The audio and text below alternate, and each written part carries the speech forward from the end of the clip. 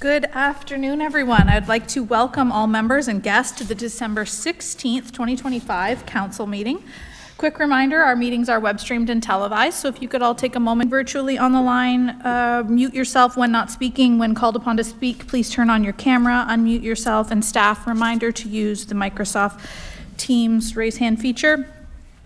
With that, I call the December 16th, 2025 council meeting to order and note that all council members are present with the exception of Councillor Michelle, who will be joining us virtually in about 15 minutes.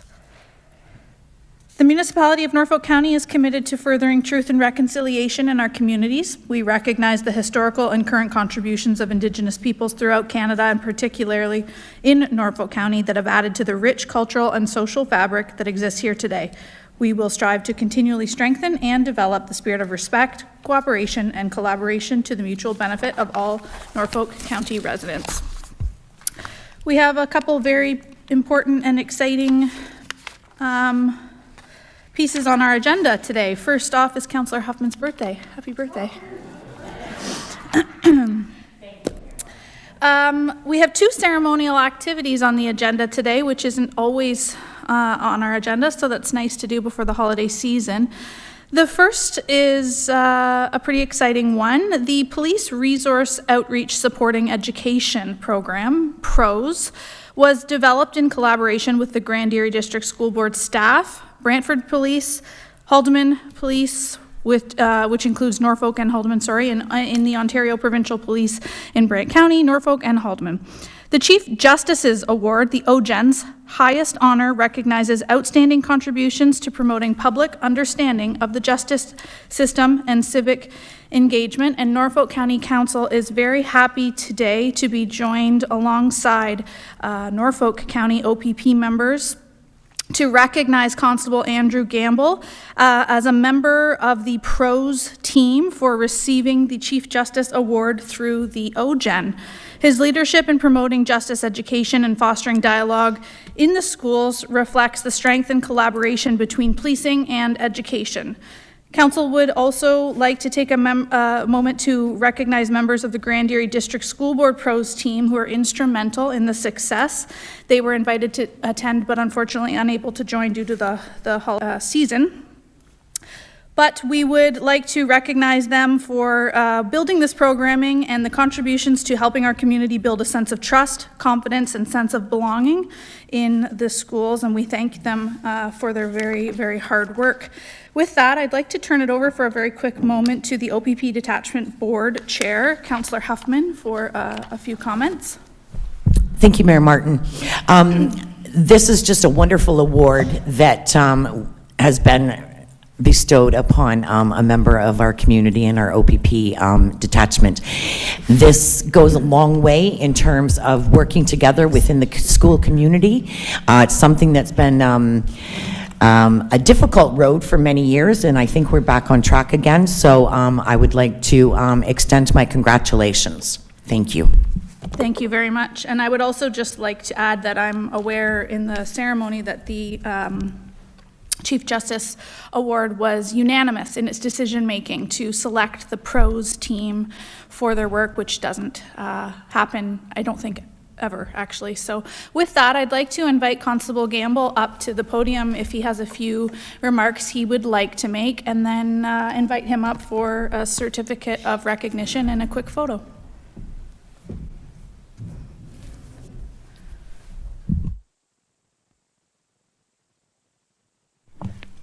Can you hear me? Perfect. Good afternoon, everyone. This is very fitting. The police show up and everybody goes silent. This is always what happens. So thank you very much for the kind words.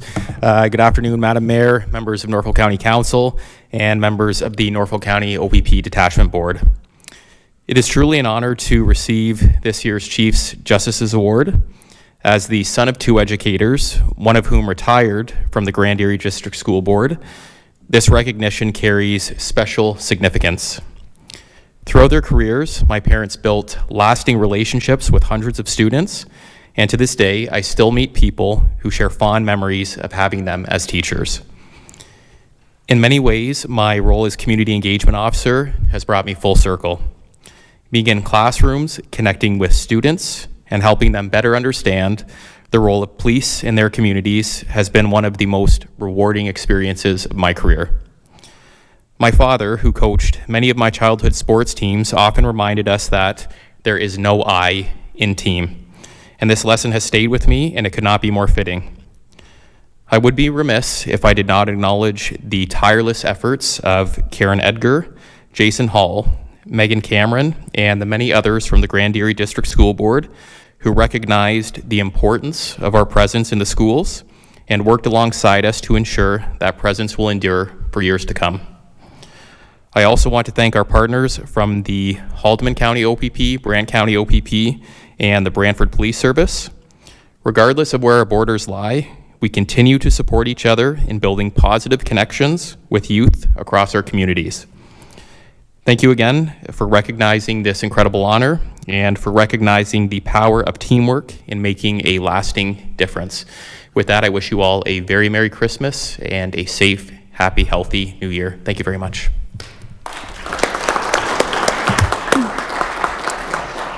Thank you, and if you would come on up for a photo. And Councillor Huffman.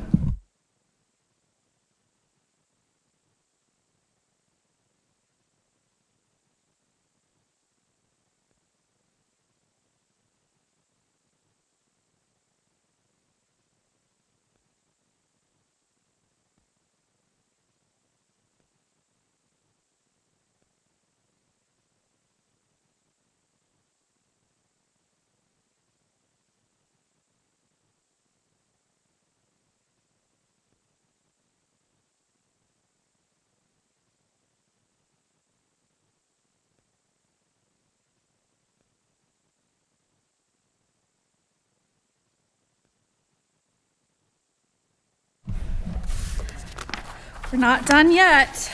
Our second ceremonial activity today is another really, really fitting, exciting one, and I'd like to thank Councillor Berry for bringing this forward. Dan Johnson spent 48 days this summer cycling across Canada from Vancouver back home to Port Dover, and he did this to honor the memory of his son Luke by raising funds for the proposed Norfolk Haldeman Community Hospice. So far, Dan's efforts have raised over $490,000 towards the construction of the new hospice.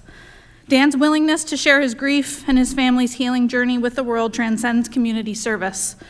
With the support of his family, Jill, Pierce, and Hosanna, Dan's humility and devotion have led to one of the most significant and memorable feats of charity, hope, and love in Norfolk County's history. I turn the floor over to Councillor Berry if he has any comments he'd like to add. I'm putting him on the spot here, but he was instrumental in bringing Dan forward, so please. Thank you, Mayor. I don't have much to say other than just I've gotten to know Dan a little bit over the last 6 months to a year, a little bit, and he's he's a different kind of guy, and I mean that in a very positive way. And I think I'm glad he came today, and I'm glad we're doing this because, like I say, I know lots of people do. Secondary school, Valley Heights, pastored a couple churches now in this community. I really am honored to have been born, raised, and now live my life and give my life here in Norfolk County. Just a great place to call home. I really mean that. I'm grateful for each of you that do what you do to help lead in our community. Also honored that you guys are in consideration on investing and contributing to the construction, the ongoing operational costs of this really central hub of a hospice that will be brought to our community in the next couple of years. My family had the unfortunate, but I guess you could somehow say a fortunate opportunity to have been entered into that world through the life of our son Luke.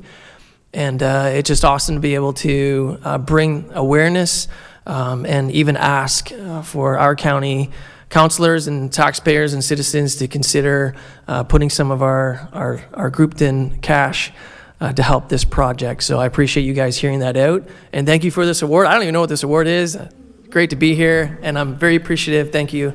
I will say too, every day as I cycled across from Vancouver onwards, it was awesome just to be always thinking about Norfolk County people. When we made our way across the country, I never did any fundraising in the town I was in. We never stopped and looked for publicity or a community center to go to and talk about Norfolk County Hospice. Everything we did was to send a message back here to you, to us, that if we want this thing, we need to build it. This is for us. This is going to be our project. And it was great to be thinking back home to a wonderful home that I have to call every day as we journeyed across. That's what kept us going and kept us moving. So continue to contribute to a great community here in Norfolk and Haldeman, and thank you for doing so. Thank you.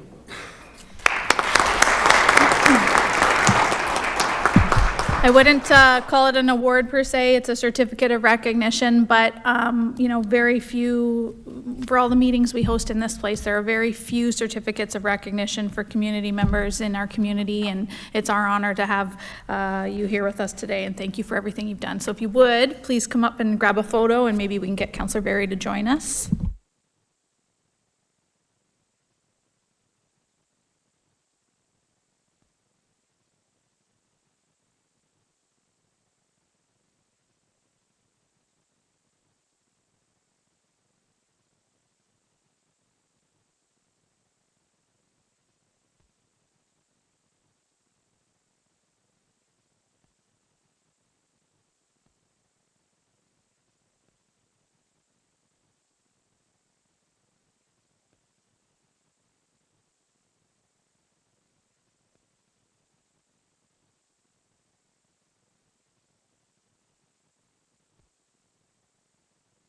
And if I can, just skip back a quick moment, I see that we are joined by Dr. Joanna Roberto of the Grand Erie District School Board, the Director of Education. So if you, I don't want to put you on the spot, but if you'd like to say a few words, please join us, and thank you for all of your support with the PROS program.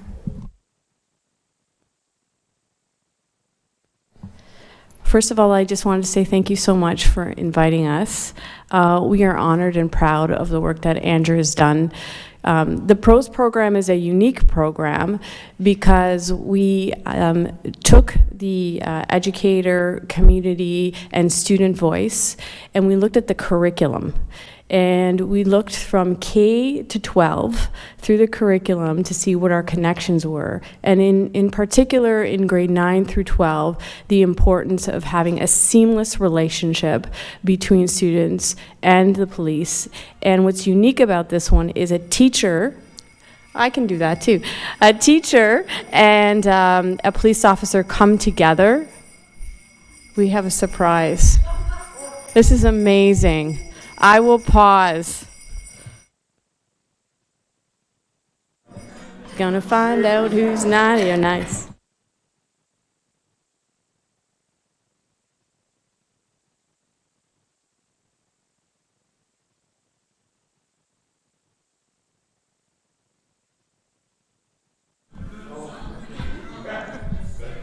Well,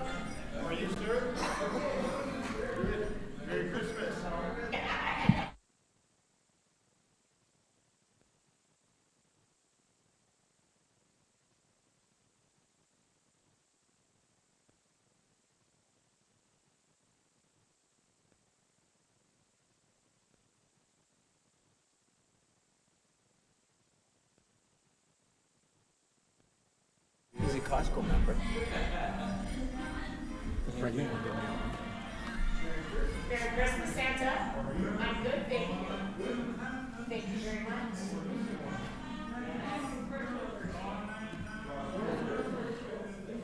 Merry Christmas, Santa. Thank you for joining us.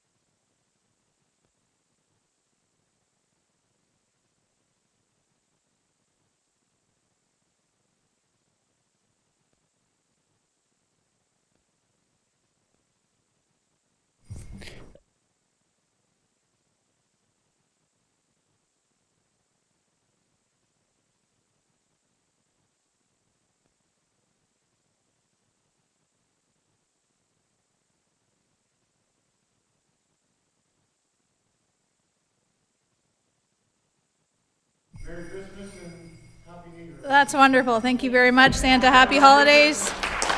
Safe travels. Thanks for joining us. Dr. Roberto, would you please start from the That's okay, Santa. How do you top Santa off? Yeah, that's a tough act all. to follow. Merry Christmas. Thank you for joining us. So essentially, PROS was born out of some work that we did with staff and students and the police. And we really wanted to align our work where you have a very unique opportunity in a classroom where you have a police officer and a teacher co-teaching and co-delivering a lesson to students. So the expertise is very rich in the classroom, and it's an ability to establish really strong relationships, not only in the school, in the hallways, but also in the community. And so with that, they wrote a series of modules to support grade 9, 10, 11, and 12 students. They're in our 14 schools across the district. And last spring, we took the opportunity to acknowledge them in one of the highest awards in the province in terms of the OGEN, which is the Ontario Youth Justice Network. And through that, they were selected as recipients this past year from the Chief Justice Morowitz, so the Superior Court, the Provincial Court, Nicholas, and the Ontario Court of Appeal with the Ontario Chief Justice Tulloch. And so we are very honored to be able to have this unique program. And in fact, the ministry has looked at this program as an opportunity to roll out in other districts across this province. So we're honored, and we say thank you so much today for recognizing the work of our staff and the police. Thank you. Thank you for joining us. Thank you for everything you've done to facilitate this program. I believe you actually filled out the application to suggest that the PROS team be recognized for their work. And actually, I did speak with Minister Calandra, the Minister of Education, who has nothing but positive things to say about this program. He thinks it's a program that should be used as a benchmark across all of Ontario in all of the schools. So kudos to you and the work you're doing at Grand Erie District School Board. Thank you for joining us.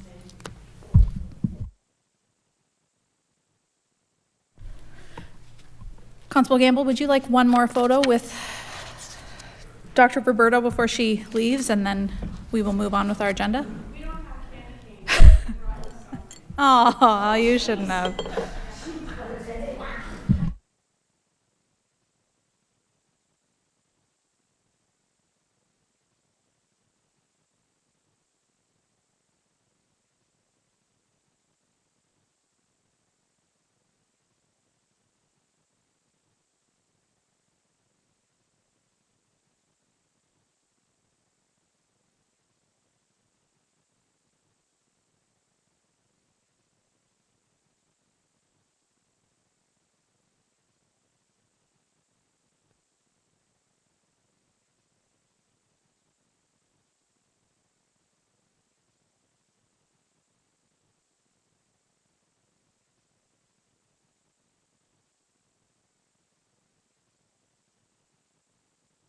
Well, that was a nice way and a surprising way to start off our last council meeting of the year, but great things are happening here in Norfolk County, and it's our privilege here at Norfolk County Council to celebrate and recognize them.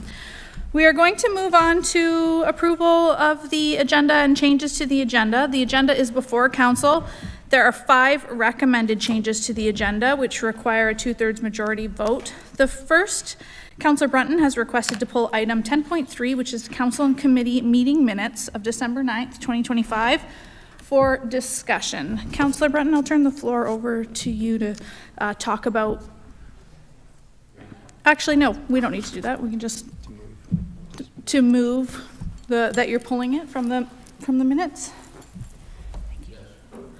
Go ahead. Yep. If you want to. No, we're just.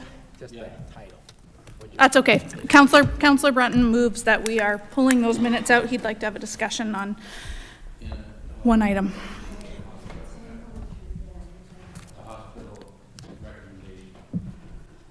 Is there a seconder for that? Counselor Berry seconds that. All in favor?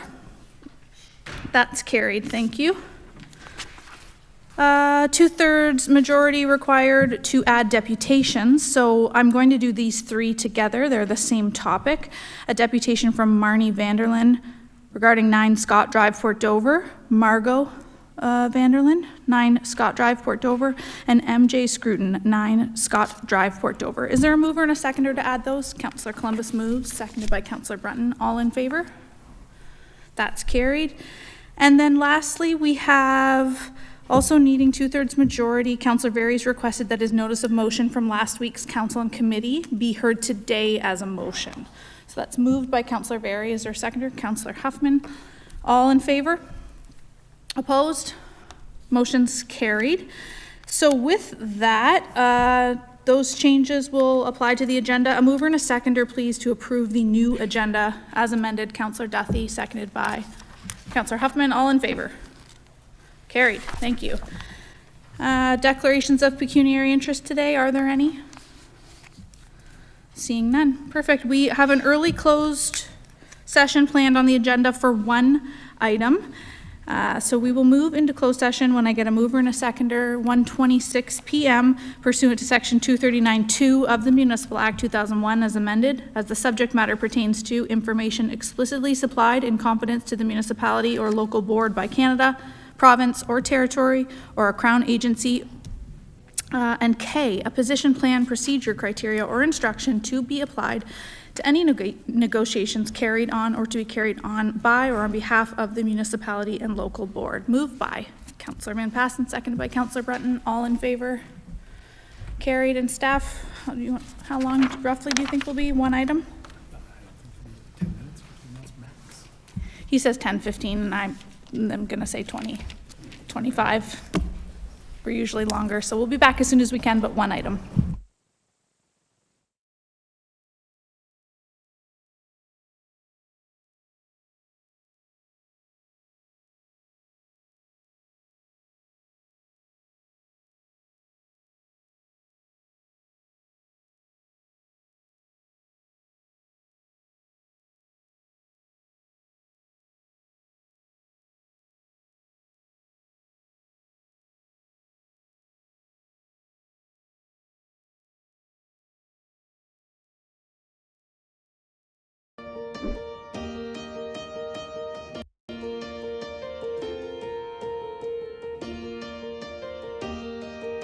Hi, I'm Lisa, and I'm excited to take you behind the scenes to meet Norfolk County's aquatics team in action. I think the people are what make the job. I think working with the people that I do, we're a great team. We work really well together. That makes a positive work environment. That makes a positive work for the public as well. They see that we work well together, and I think that benefits them as well. I still love coming here every day. It's an exciting job. It's always different. You're always doing new things. Being part of our team offers staff the opportunity to develop essential skills in lifeguarding, teaching swimming lessons, customer service, first aid, and of course, teamwork.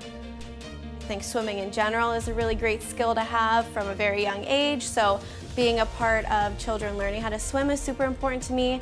It's a really rewarding process to see them go from not the greatest swimmer to a better or great swimmer. It's a really good stepping stone to what I want to do in the future. It's just a nice variety, and everybody brings something different and special to the team.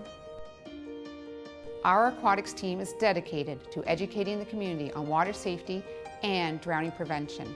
You might be a quiet student coming in, and this job is really going to push you to find your voice and be like an impactful member of a team. I love that it's different every day, and you get to meet new people every day and see some of the same faces every day as well. But my job is different every single day. I don't do the same, so it's amazing. As a proud Norfolk County employee, I'm honored to be part of a team delivering life-saving skills to our community. Thank you for joining me on this behind-the-scenes tour. I hope this video gives you a glimpse of what it's like to be part of our aquatics team. If you're interested in taking advanced leadership courses to become a lifeguard and instructor, visit norfolkcounty.ca.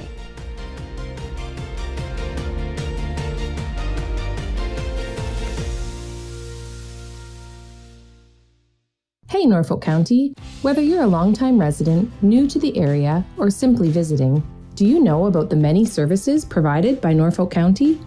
As a single-tier municipality, we provide services that our community uses every day, including water and fire protection, curbside garbage and recycling, road and sidewalk maintenance, and so much more.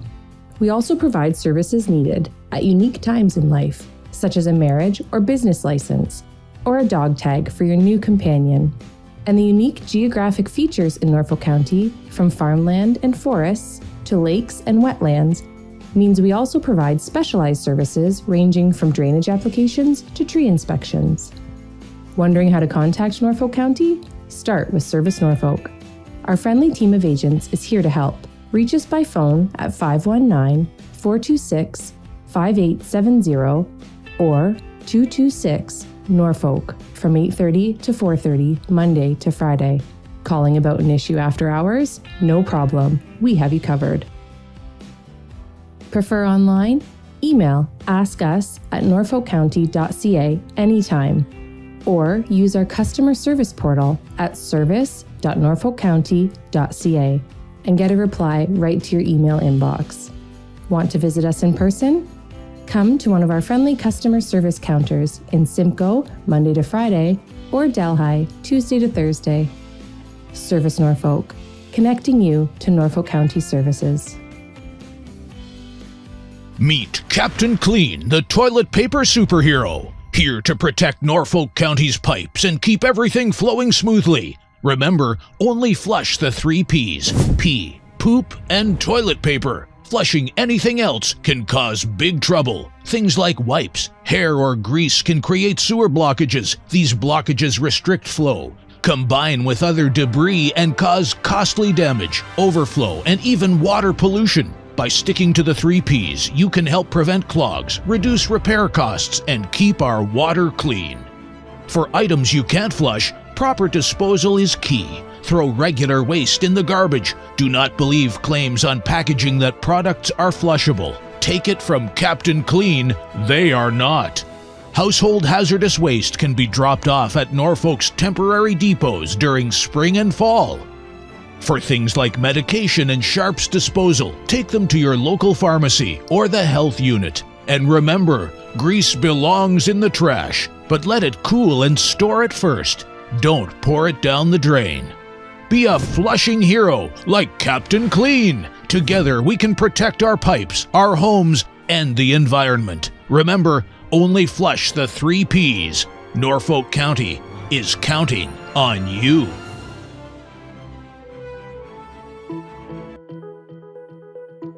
Hi, I'm Dave. I'm here to take you behind the scenes for a quick look at what we do at Norfolk County's water treatment facility.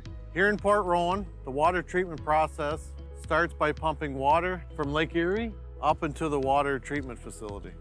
Back in the treatment facility, I inspect large clarification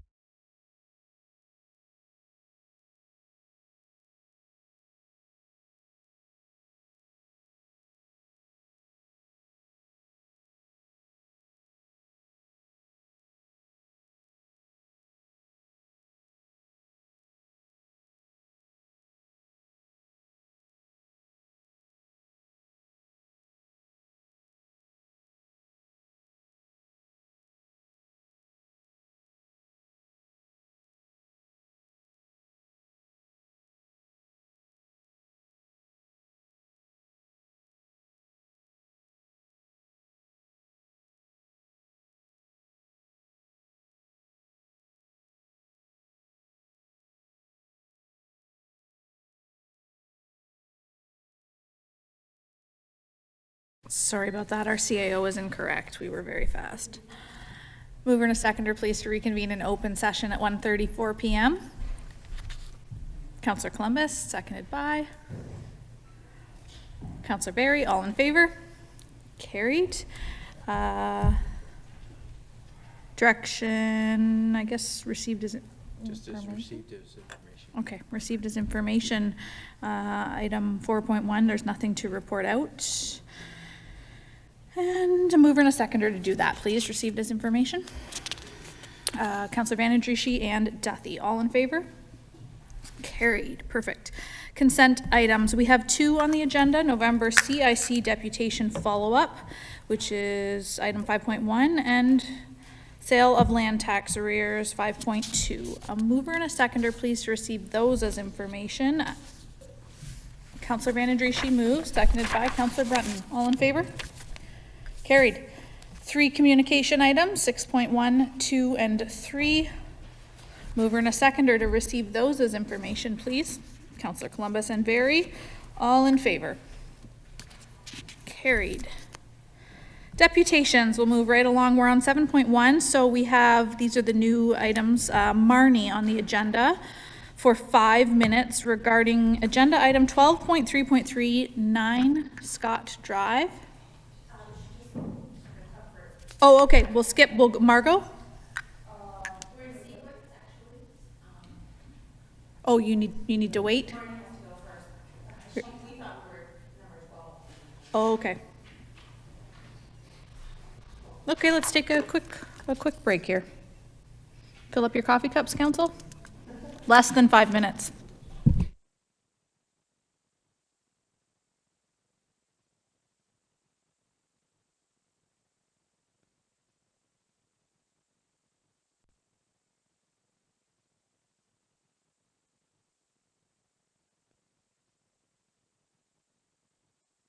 Tanks where the lake water enters the plant. Here we add coagulant, a chemical that attracts dirt particles together. These form into larger particles called flock, which eventually sinks and is sent to waste. Next, the water enters the filtration system where any remaining dirt particles are trapped by the filters. The water is then chlorinated and sent into a 113 cubic meter underground storage chamber. The water is then taken to the granular activated carbon filters that work like supersized 10,000 pound Brita filters to remove taste and odor. The final step is disinfection, which includes UV and a final dose of chlorine, ensuring safe, potable drinking water. Water testing is an important part of the job. Throughout the day, we take water samples at different stages of the process, up to 9 tests depending on the treatment facility. As a Norfolk resident myself, I am proud to serve the community I live in. Thanks for joining me in this behind-the-scenes tour.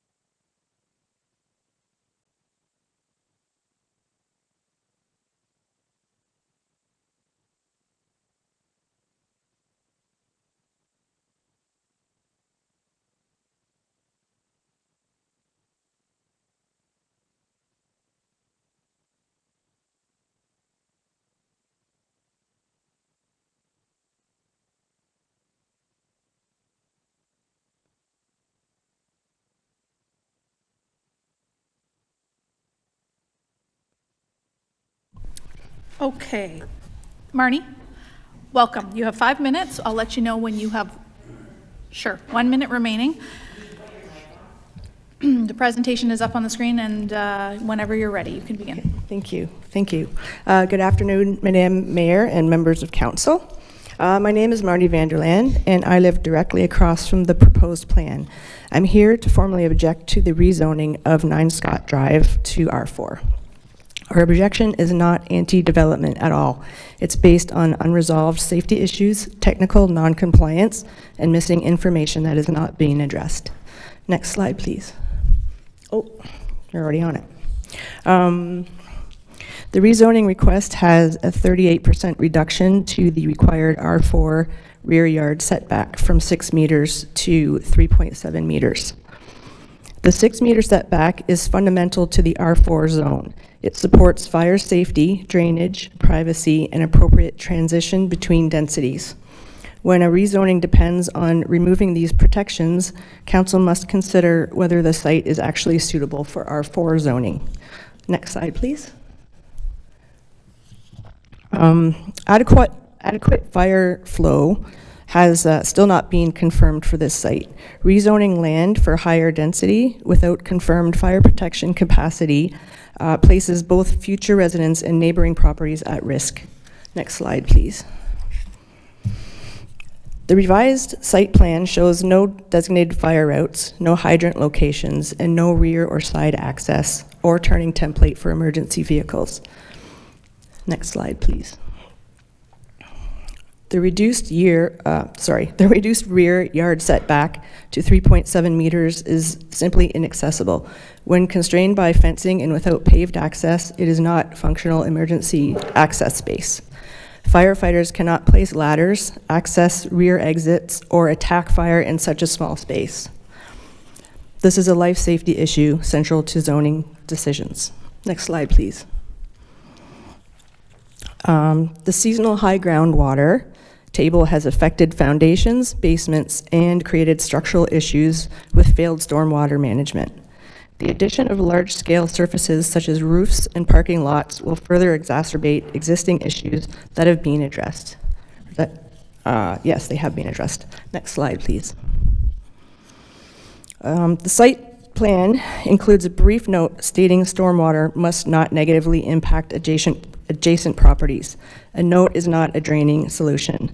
This neighborhood has already documented past drainage issues, and despite the promise of a drainage solution in July 2024, there's no engineered drainage plan for this site. Next slide, please. The zoning bylaw holding provision requires proof that the land can support an infiltration gallery, yet none is shown on the site plan. The site plan shows no swales, slopes, catch basins, or outlets. Without knowing where runoff will go or whether infiltration is feasible, given the high groundwater, council cannot reasonably approve the rezoning. Next slide, please. High groundwater is a known risk, yet the design ignores it. The county explicitly requires a study of the seasonally high groundwater table. Despite this, earth bins are implied, infiltration is assumed, and rear yard space is minimalized. This combination is fundamentally incompatible with flood-prone conditions. In closing, and for the record, fire and pedestrian safety, emergency access, drainage, and the holding provision on all remain unresolved. Based on the numerous revisions to this newly proposed 8-unit rental townhouse complex, there's simply no room to safely develop in such a small space. I respectfully request that council deny the rezoning of 9 Scott Drive to R4. Thank you for your time, and I'd like Santa to also grant the same. Thank you. Thank you for your deputation. Are there any questions from council? Okay, seeing none. Thanks for joining. Thank you. If it's okay with council, we can do all 3 deputations at once. Hi, Councillor Michelli.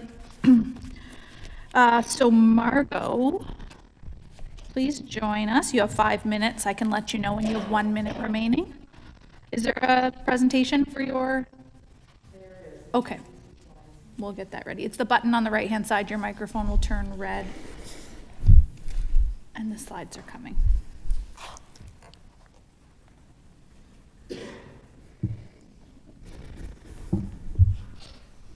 There we go. Good afternoon, Madam Mayor and members of council. My name is Margot Vanderlane, and I am here today to formally object to the proposed rezoning of 9 Scott Drive to R4. My objection is based on operational safety concerns related to parking, snow storage, and pedestrian safety, which have not been resolved and must be considered before approving a zoning change. Next slide, please. Parking lot is overcompressed and operationally unsound. The proposed development provides only 3 visitor parking spaces for 8 residential units. Overflow parking will inevitably occur on Scott Drive, which is only 6 meters wide, while safe on-street parking requires approximately 8.5 meters. This means the surrounding street cannot safely accommodate overflow parking generated by this rezoning. Next slide. Snow storage area. The revised plan appears to label a snow storage area along the left side of the parking lot. However, showing a label is not the same as providing a functional snow storage solution. This location sacrifices circulation, safety, and drainage, and directs snow melt towards the known drainage problem areas, increasing the risk of spring flooding. Next slide. The snow storage area is located immediately adjacent to the parking lot. As a result, snow piles will encroach into parking spaces, reduce driving aisle width, and make backing and turning movements unsafe. No capacity analysis is provided. There are no dimensions, volume calculations, or snow management notes, making this snow storage designation purely theoretical. Next slide. Minimal compliance. The site meets minimum numerical parking requirements and only under ideal snow-free conditions. Minimal compliance does not ensure operational safety, particularly in Ontario winter conditions. There's no allowance for safe maneuvering, emergency or service vehicles, fire routes, or stormwater management. On-street parking will be unavoidable due to the over-intensification of the site. Next slide. Inadequate parking equals lack of pedestrian safety. This is a single-family neighborhood with no sidewalks and regular pedestrian use, including dog walkers, families, and residents accessing near parks. Community mailboxes are located only feet from the site entrance. Introducing higher traffic volumes and parking conflicts at this location creates a significant vehicle pedestrian safety risk. In closing, this rezoning relies on parking and snow management designs that do not function safely in real-world conditions. Parking overflow, winter operations, and pedestrian safety remains unsolved. For these reasons, I respectfully request that Council deny the rezoning of 9 Scott Drive. Thank you for your time and consideration. Thank you, Margot. Both you and Marnie very well timed. Are there any questions for the deputation? Seeing none. Okay, we'll welcome up. Oh, I'm sorry, Councillor Columbus. Yes. And thank you for your deputation. How many, we're talking 8 units here. How many units would you think should go on that particular site? 4. 4? Okay, thanks. Okay, thank you for joining us. Next up is MJ Scruton. 5 minutes whenever. Do you have a presentation? Yes. Okay, we'll get that up for you.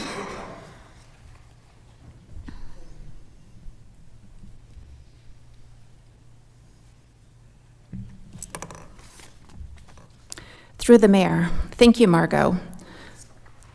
My name is MJ Scruton. I'm at 49 John Street in Port Dover, and I will be continuing the presentation. The site plan for 9 Scott Drive shows the use of earth bins for garbage. They are to be located at the rear of the property. Next slide. However, earth bins are not a practical solution. This site has, as previously discussed, a seasonably high groundwater table. High groundwater equals instability, flooding, and creates freeze-thaw damage.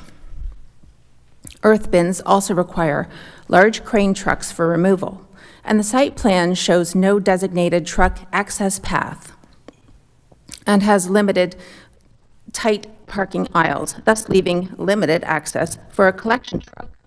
Also, next slide. Referring to this page from the earth bin installation guide, pictured left, the manufacturer specifically states that earth bins should not be placed in wet soil, in a high water table, or in an area with surface water retention. Next slide. In October of this year, the Planning Department for Norfolk County provided the following opinion. The physical character of adjacent properties is not compatible with a proposed development. and they concluded that the subject application does not conform to the intent of the official plan. I ask you, what has changed other than the orientation being turned 90 degrees? Next slide, please. As you can clearly see, one of these things is not like the other. Here you can see the proposed building versus actual homes in this neighborhood. Next slide, please. To sum it up, this proposal relies on future fixes for core safety and compatibility issues. The rear yard setback is 38% less than R4 stipulates. This eliminates functional drainage space and makes the rear yard inaccessible for fire trucks. There is no infiltration gallery, despite it being a holding provision. In fact, there is no stormwater management design at all. There are issues with the earth bin garbage product. Even the manufacturer recommends against installation in these soil conditions. The parking lot is unsound. There will still be on-street parking on a road that is only 6 meters wide, leading to pedestrian, traffic, and enforcement issues. Also, the snow storage area is problematic for an existing drainage problem. Then there are the outstanding reports: hydrogeological, geotechnical, and fire flow. And finally, just 2 months ago, the county staff declared it not compatible with the neighborhood. Next slide, please. Sure, something will be built on this land, but as a function of due diligence, we request that, 1, confirmation be provided that the builder associated with this application or any application on this property holds a valid license with the Home Construction Regulatory Authority as required for new residential construction in Ontario. And 2, also that the studies used to remove the holding provision be independently peer-reviewed or be made available to the public free of charge to be independently peer-reviewed to ensure issues related to the fire safety, groundwater, and drainage are fully addressed. Why is that? Well, when the larger property was severed in July of 2024, residents were told by a county representative that in the end, no matter what, nothing will be built until the drainage issues are resolved. 1 minute remaining. Thank you. Unfortunately, drainage issues have persisted despite this commitment and the construction that has already occurred. More details on these issues are on the supplementary handout that has been distributed. Thank you. Okay, thank you very much. Are there questions for the deputation? Councillor Brunton. Thank you, Mayor Martin. Just briefly, and thank you for your presentation and to the other ladies also. My question is, and I recall I was there some time ago to look at the property, and if I remember, is there not a new single-family residential on both sides of that property right now? No, there are 2. So this is at 9 Scott that we're discussing. There is one at 7 and there is one at 5. Okay, so they're both on one side. Correct. But they're brand new. They're brand new. Do you know how long ago they were installed or built? I have no idea. I believe sometime this year. Sorry? During 2025. Okay, thank you. And if I might add, those are contributing to the drainage issues, as you'll see on the handout that was provided. Are there any other questions? Okay, thanks for joining us. Thank you. A mover and a seconder, please, to receive all 3 deputations as information. Councillor Duthie and Columbus, all in favor? Carried, thank you. Councillor Michelle, were you just offering the second to remove that, or was that a question? Did I miss you? Okay. Thanks. We have no presentations on the agenda today, so we'll move along to approval of the minutes. May I have a motion to approve the following minutes, council meeting minutes of November 25th, 2025. Mover and a seconder, please. Councillor Michelle moves, seconded by Councillor Barry, all in favor. Carried. Now over to Councillor Brunton. He has requested to pull agenda item 10.3, council committee meeting minutes from December 9th for discussion. The floor is yours. Take your time. Thank you, Madam Mayor. Just give me 1 second here. I want to... Okay, I have no problem with the motions that are in, that we dealt with the Norfolk General, but I felt that we needed a little more emphasis on our $3 million contribution to the project. And so I drafted a motion, and can you bring that up on the screen, please? And I've done this with our treasurer, Amy Fanning. We tried to get the wording correct to justify the expenditure of $3 million we're going to put into the project.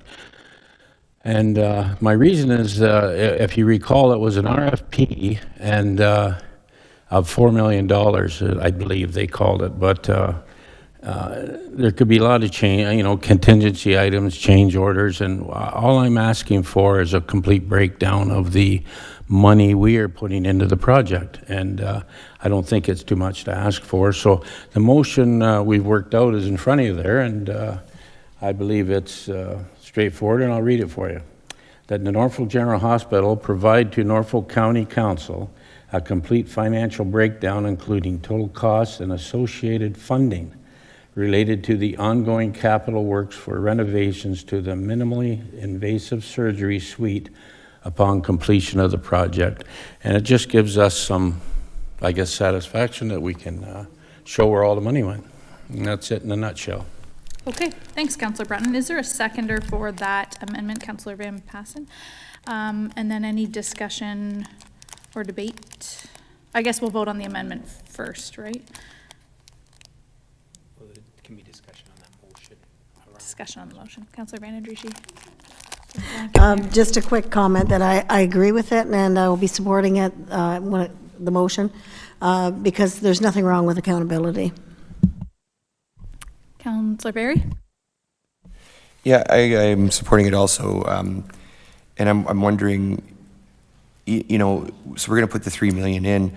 What if their work comes in under? Like, are we able to get some of that back? Like, is it once that $3 million's gone, and if it's not for the job being done, like, where does that $3 million go? Do they just keep it, or how does that work? So I'm wondering too if there's a little bit of accountability there that we need to report on. Maybe as it's going, or I don't know what different benchmarks or different things, but I want to know that, we're not giving $3 million for 2.6 worth of work, let's say. Through you, Madam Mayor, I would say it's up to council if you'd like to put some sort of ongoing requirement and ask that the CEO of the hospital come back with a progress report in terms of where it's at. I would say in regards to your initial question about the $3 million, I think we've got a total commitment of $5 million, and if the project does come in below budget, which would be shocking, but hopefully it does, but if it does, based on the resolution or the direction that's in front of us, that will come back in terms of the final cost breakdown to council anyways. But I would suspect if for whatever reason they don't spend the $3 million, they would keep the $3 million and use it with the next phase of the project. It wouldn't increase or reduce the amount of commitment that council's made or Norfolk's made to Norfolk General, which was $5 million in total.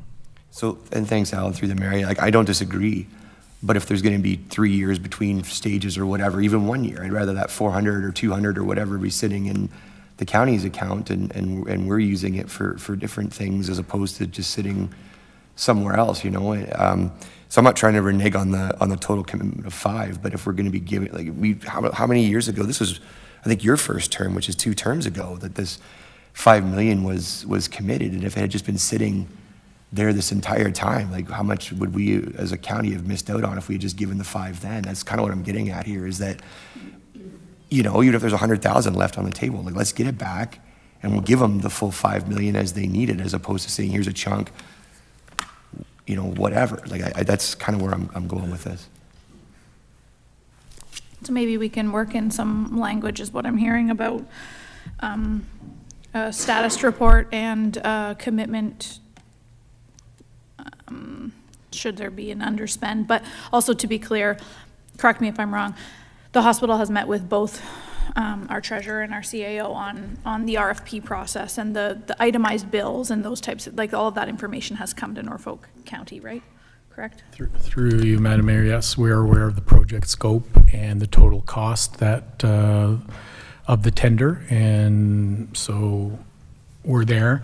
I mean, if it's council's desire, I mean, I believe, subject to council approval today of the minutes and the direction, we are preparing to cut the check to Norfolk General for the $3 million.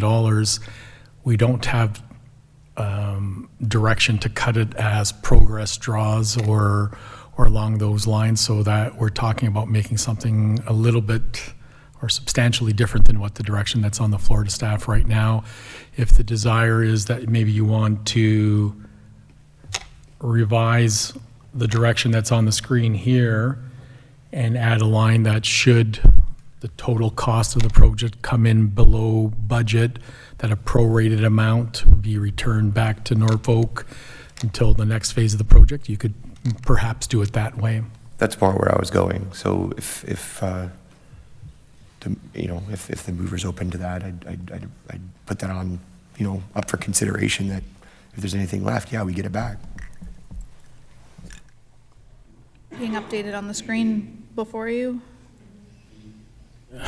Well, I don't really know a lot about hospital construction, but I just would like to see an accounting of the $3 million. But if you feel you want any surplus returned, I guess that's up to council if you want to make an amendment to that effect. But I think that a project of that magnitude, $4 million is a big project, and there's always, I call it contingency items or change orders, and if there's like a couple of $100,000 even left, if you want it back, fine, we'll add that to the motion. If you don't, it would carry over, I guess, to maybe the next project they do.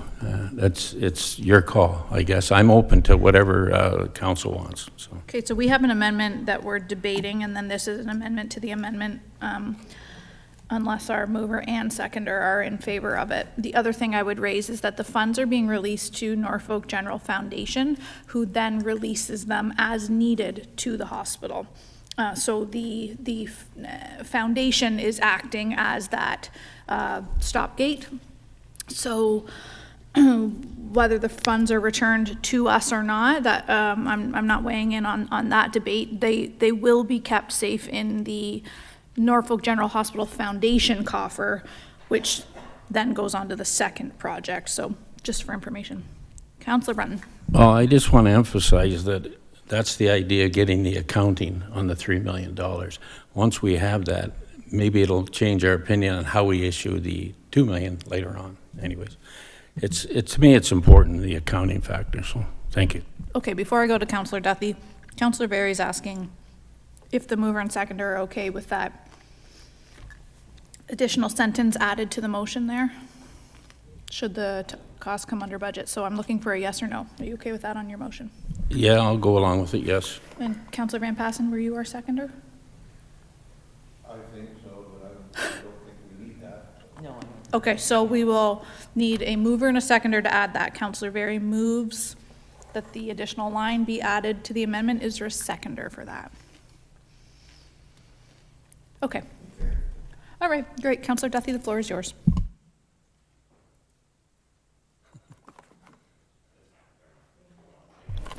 Okay. Councillor Van Passen. Yes, thanks, Madam Mayor.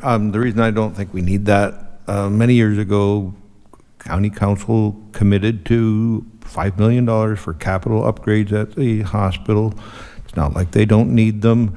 They've come to us with a project. We're not funding the entirety of this project. We're just delivering a portion of it. I would like to see a breakdown of what the RFP, what they're actually doing, so when people ask me, what are they fixing at the hospital, I know. The amount of faith I have that any government bureaucracy or any department of government is going to come in under budget on a capital project is so low that I don't need to worry about that one either. So, my concern would be more so, do we cut the check before December 31st in one fiscal year, or do we wait till January the 2nd and cut it then? Treasurer will figure that one out. But yeah, give us a breakdown of where the money's going. We're getting 4 new operating rooms or updated operating rooms. Give us some more detail on that. I'm happy with that. let's cut them the check and let's move on, so. Okay, let's call the question then on Councillor Brunton's amendment here. We're adding that in. It's not changing the original motion. It's just an addition to the motion from last week. Everyone understand the motion before you on the screen is what we're voting on? I'll call the question. All in favor? It's carried unanimously. Thank you very much. So with that, a motion to approve the following committee meeting of the whole as presented. We have Budget Committee of October 16th, Public Hearing December 2nd, and Council and Committee December 9th. Mover and a seconder? Councillor Vanandrishi, seconded by Councillor Brunton. All in favor? Carried. All right, we're on item number 11 on the agenda, Reports of Advisory Committee. Countless meetings before you. Norfolk County Public Library, May 28th, June 23rd, August 27th, September 8th, September 24th, and October 20th. Grand Erie Public Health, October 15th, and LPRCA, November 5th and November 13th. Mover and a seconder, Councillor Duthie. Sure, go ahead. Thank you, Madam Mayor. Through you, I am happy to move. However, I have a question I think probably related to the clerk. We're getting batches of minutes from the library board. I'm just wondering why they're not coming, or why they're not coming to us in a more timely fashion. These date back to May. It's now December. Is it an operational thing on our side? Is it the library board? I'm just curious what's going on. Through you, Mayor Martin. I don't have that answer, sorry. I will check. I think probably it has to do with the timing of the library board itself and their approval of their minutes before they come to us for adoption, but I will confirm that. Okay, Councillor Duthie moves. Is there a seconder for the committee meeting minutes? Councillor Columbus. All in favor? Carried. We are moving on to our staff reports. 12.1.1 is the County Land Review Project Update Report, CS 25180. Ms. Van Dyke. Thank you, Madam Mayor. Through you to Council, my eScribe has just shut down on me, so I'm going to start this report presentation, and I appreciate your patience. So the purpose of this report is to provide Council with a comprehensive overview of the entire first phase of the county land review project.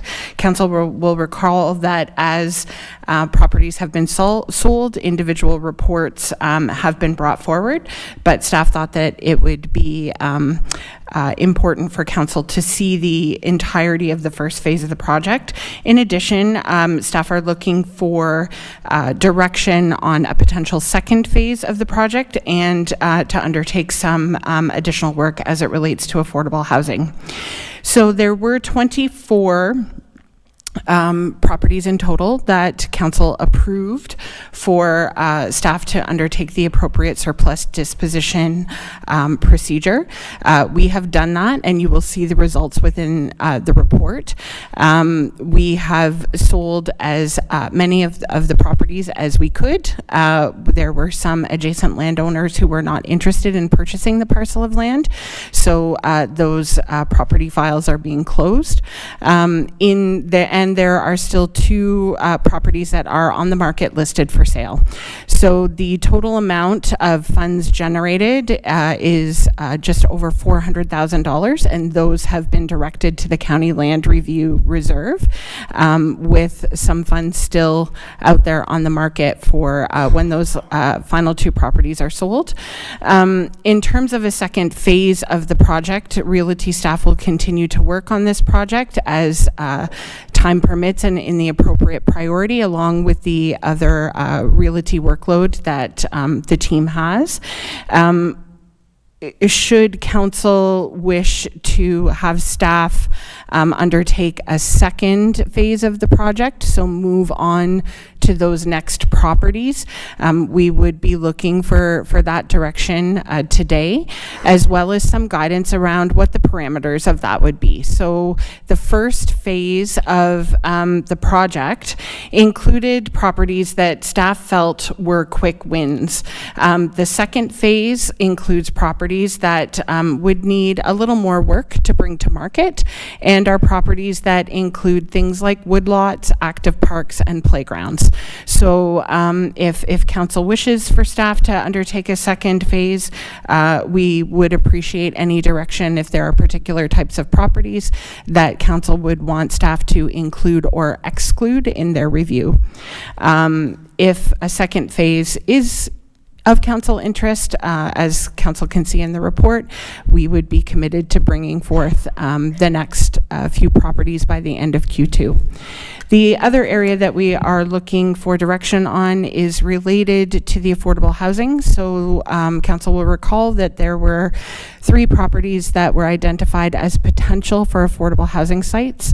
As we dug into that deeper, and from staff's previous experience with looking for affordable housing development partners, we feel that there's some more work on that part of the project that needs to be done, and that is included in the report. So things like a more specific definition of what council would deem to be affordable, what other types of incentives we could offer along with land, and as well as mechanisms that we can put in place to make sure that the units are remained at affordable level over the long term, so that we can put together a program or a package of incentives that would help us to best meet the community need and protect the county's investment. So with that, the report is here for your information and for some additional direction if council wishes. And with that, Madam Mayor, I'd be happy to answer any questions. Thank you very much, Councillor Barry. Thanks, Mayor, through you to Heidi there. Thanks for the update. It's great. So I guess I have my first question is, like, I see the amount that was brought in from the first round, and that's great, the 400 and whatever thousand. And then there's an anticipated, we could have another million or so coming in, which is great. If there's a second round of this, do you anticipate similar returns, or are we going to start to see, or do you anticipate seeing declining returns now that the properties are becoming less low-hanging fruity, they're the mid-hanging fruity? Thank you, Madam Mayor. Through you to Councillor Very, I think that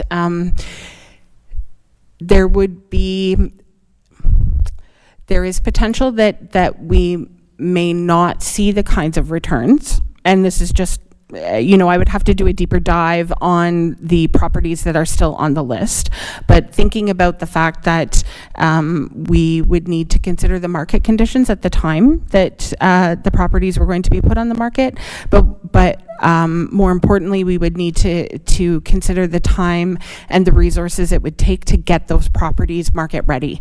So the additional studies that may have to be done, the planning justification reports, that sort of thing. So there will undoubtedly be more investment required upfront in order to get the properties ready to market. And it may not happen, well, it definitely will not happen as quickly as phase 1. Okay, thank you. And again, just, can you, and I'm sorry, I should have looked at the other report, but I didn't think about it till now. Could you please remind me, when you bring these forward, I understand that you give us the projected retail value, or whatever the correct term is. Do you also look into, when you recommend these properties, any potential savings that council or community taxpayers would see once those are off the books? Like, is that part of the calculation? I don't remember, and if you could just remind me, I'd appreciate it.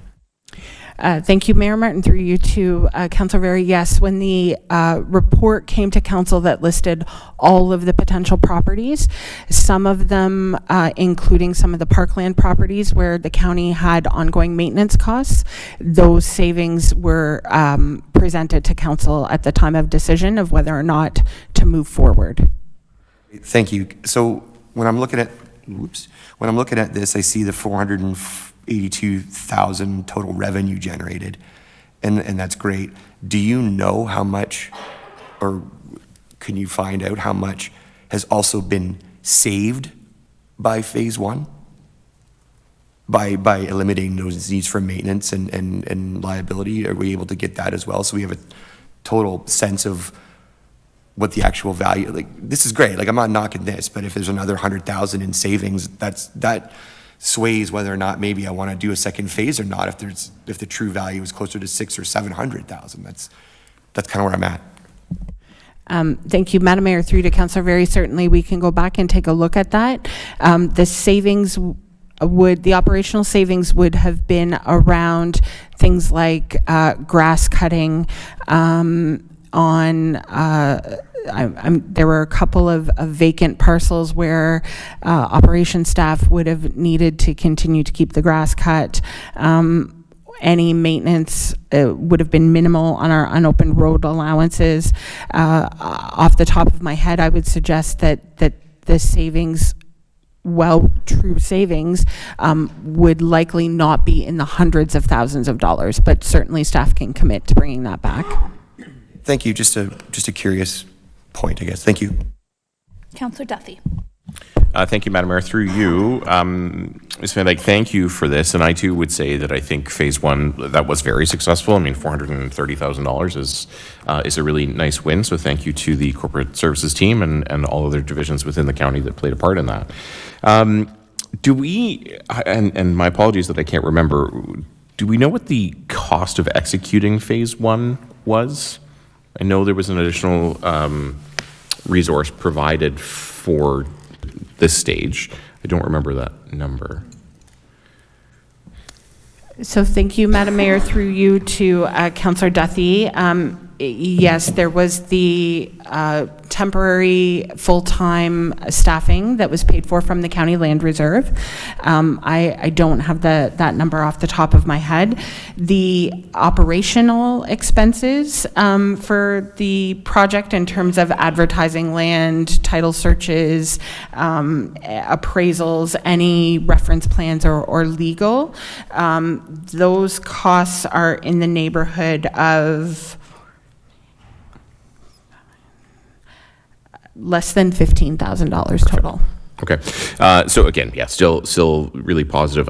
My question, I guess, if we think about what the next phase might look like, and I do think that we should continue to look. We should always be looking for ways to save the taxpayer money. So, and if that's potentially selling off property to bring in some revenue, then absolutely.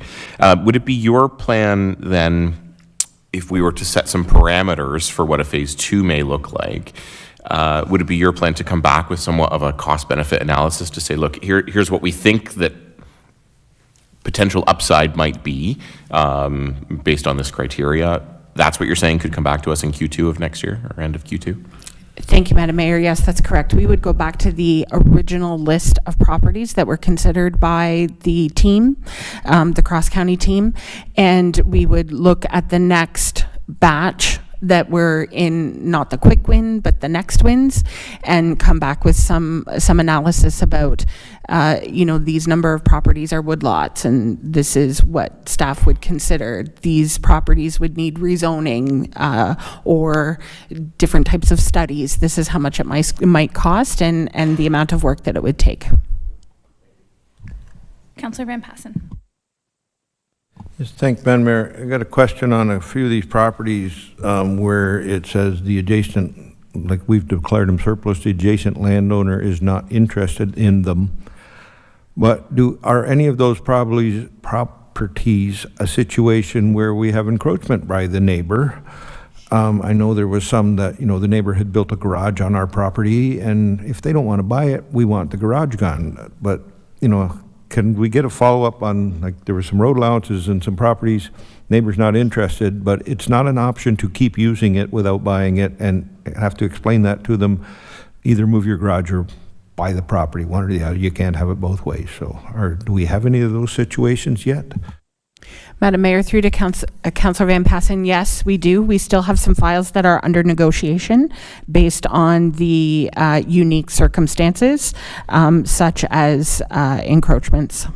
And we would be, when we get to a place where we have an agreement in principle, we would be bringing those forward to council for council's approval, and whether they would be in open or closed session, depending on the nature of the negotiations.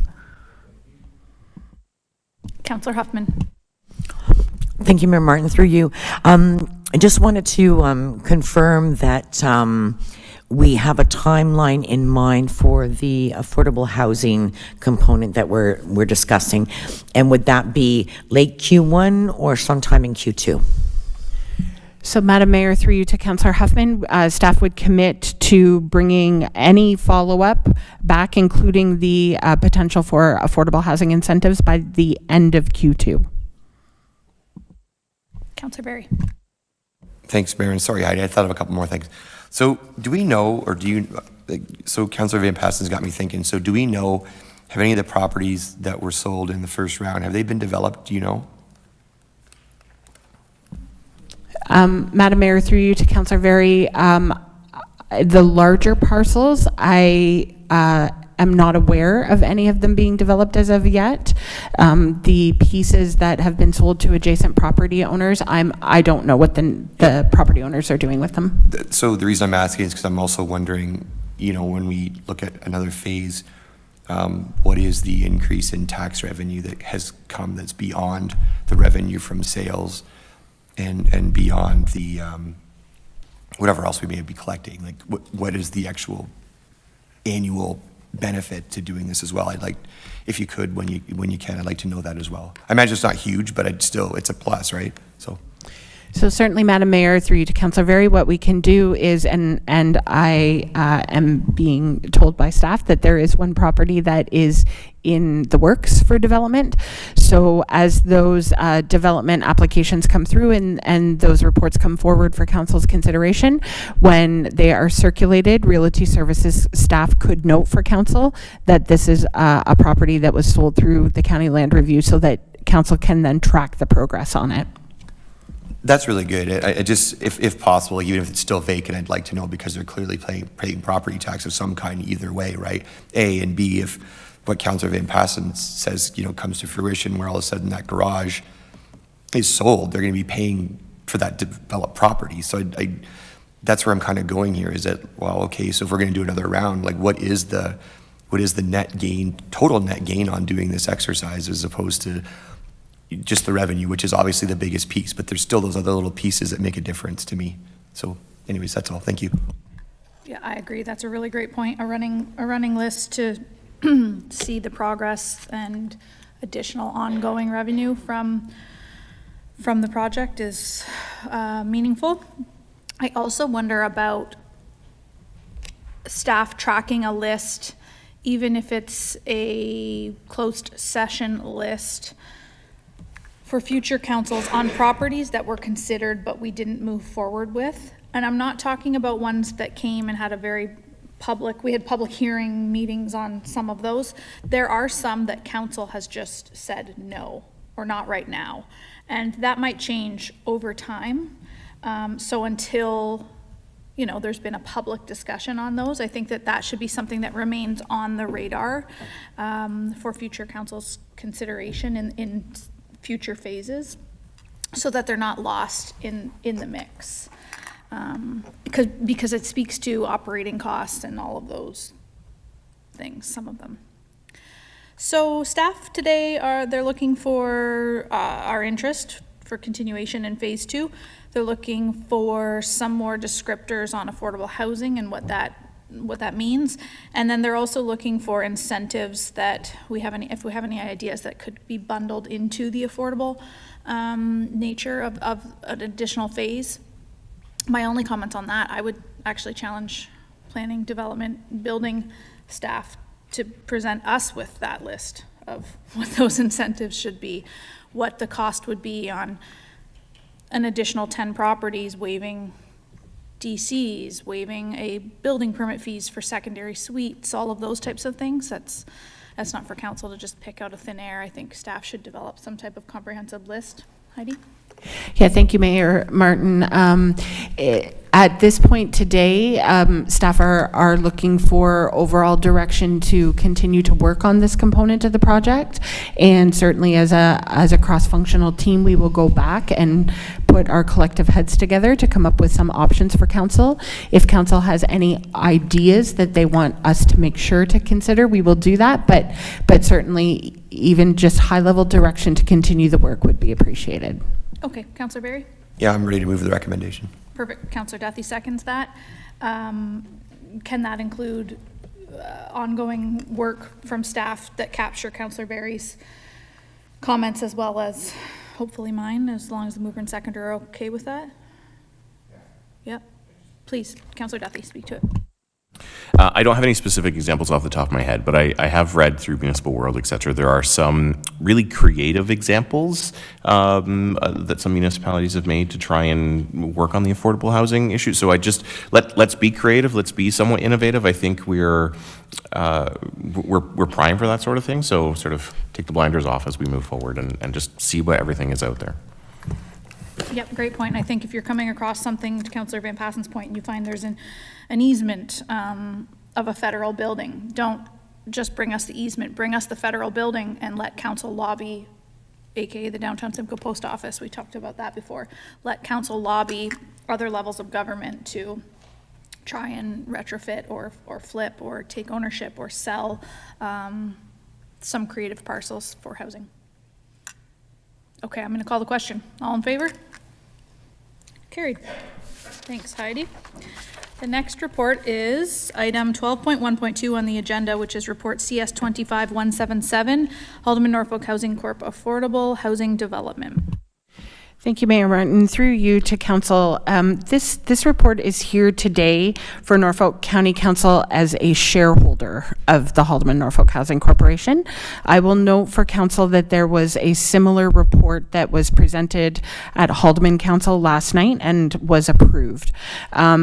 The Haldeman Norfolk Housing Corporation is moving forward with construction of their affordable housing development at 311 Ramsey Drive in Dunnville. They are at a place where they are finalizing their financing and their funding with the Canada Mortgage and Housing Corporation. And so as per the shareholders agreement, unanimous shareholder consent, unanimous meaning the consent of both councils, is required for the Housing Corporation to take on any debt financing that is required for the project, and then for any liens to be placed on the title of the property. And so we are here today to get shareholder consent from Norfolk Council to move forward with the Canada Mortgage and Housing Corporation as requested by the board as per the terms and conditions of the financing, and that in accordance with any provincial and federal funding programs that the shareholder permit the appropriate liens to be registered on the title of the property at 311 Ramsey Drive in Dunnville. And with that, Mayor Martin, I'd be happy to answer any questions. Thanks, Ms. Van Dyke. Are there any questions from council? Okay, seeing none, there's a staff recommendation before you. Mover and a seconder, please. Councillor Huffman and Councillor Columbus. All in favor? Carried.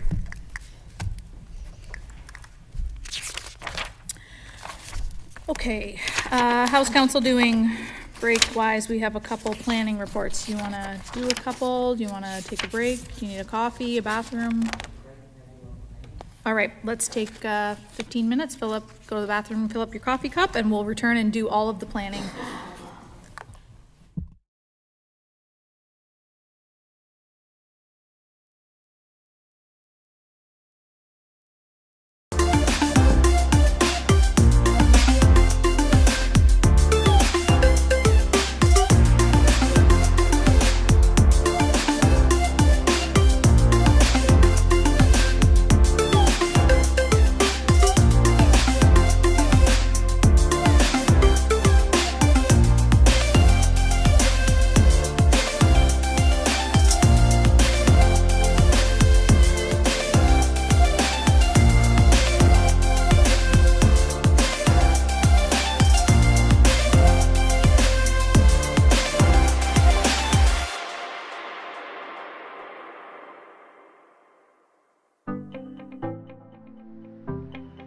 Hey Norfolk County, did you know that Ride Norfolk is now on demand?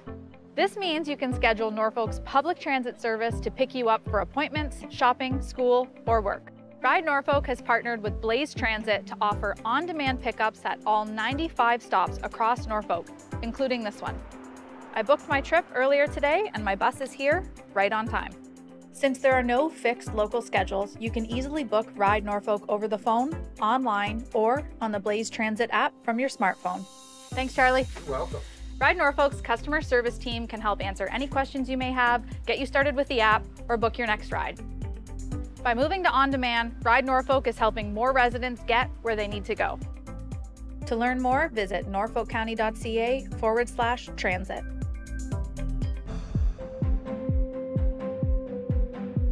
Hi, I'm Marissa, and I'm here to take you behind the scenes for a quick look at what we do at Norfolk County's waste and recycling operations. Here at the transfer station in Simcoe, residents can bring a variety of waste materials for disposal. Norfolk operates 2 transfer stations, welcoming about 27,000 customers every year, and accepts material ranging from bulky items, wood, metal, and yard waste. Norfolk also provides curbside waste programs. Recycling from your home arrives at this facility where it is manually sorted by the type of material. You can see why it's important to separate materials into the correct bin, rinse recyclables, and remove items from bags. This facility processes 4,600 metric tons per year. That's equal to about 20 tons per day. Once items are sorted by material type, they are baled and ready to be shipped across North America to be made into new material. About 8 to 10% of the material that arrives here shouldn't have been put in the recycling bin. Residents can use our Recycle Coach app to confirm if an item can be recycled. After seeing how waste is handled, I hope this video helps show why rinsing and sorting your recyclables are important steps in the recycling process. As a Norfolk County employee, I am proud to serve the community I was raised in. Thanks for joining me on this behind-the-scenes tour. This summer, discover the hidden gem of Norfolk County, Ontario's garden. Stroll through historic villages where time seems to slow down. Feel the sand between your toes on our pristine Lake Erie beaches. From live theater that captivates to trails that wind through breathtaking landscapes, adventure and relaxation await at every turn. Meet the farmers who grow your dinner and taste wine and beer crafted right here. Experience Norfolk County this summer, where small-town charm meets farm-fresh flavor. Ontario's garden. It's time you came home to it.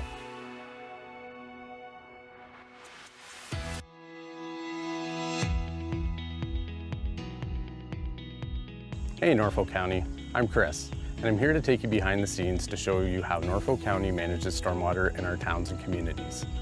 Stormwater isn't just rain or melted snow.